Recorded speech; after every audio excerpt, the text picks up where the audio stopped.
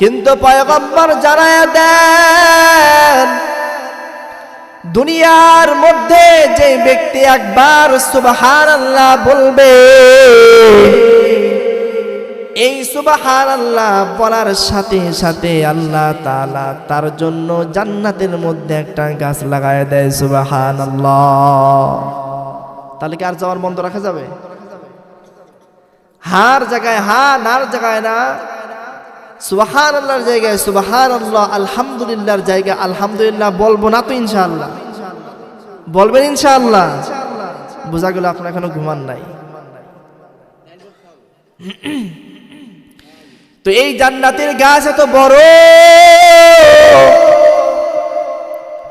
পয়গম্বর ডাক দিয়ে জানায়া দেন, ও দুনিয়ার মানুষ, যে ব্যক্তি একবার আল্লাহ তাআলার জন্য সুবহানাল্লাহ বলে, বলেন সুবহানাল্লাহ, আরো জোরে বলেন সুবহানাল্লাহ, আল্লাহ তাআলা তার জন্য জান্নাতের মধ্যে একটা গাছ লাগায় দেন। এই জান্নাতের গাছ এত বড়,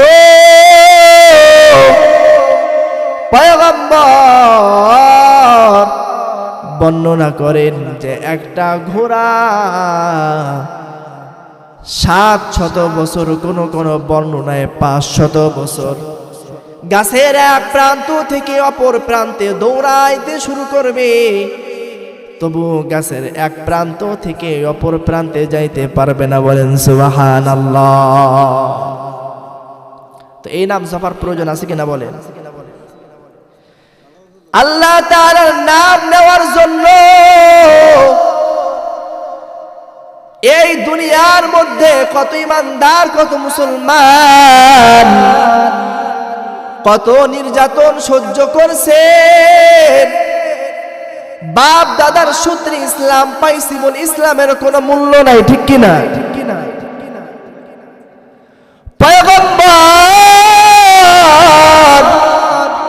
পয়গম্বরের প্রিয় সাহাবায়ে কিরাম ঈমানের জন্য মাকে ছেড়ে দিয়েছেন, বাবাকেও ছেড়ে দিয়েছেন, বাপ দাদার ধর্মকে ছেড়ে দিয়েছেন, সন্তানদেরকে ছেড়ে দিয়েছেন, দুনিয়ার সমস্ত সুখ শান্তিকে ছেড়ে দিয়েছেন শুধুমাত্র কার জন্য? আরো জোরে বলেন কার জন্য? হযরত আবু বকর রাদিয়াল্লাহু তাআলা আনহু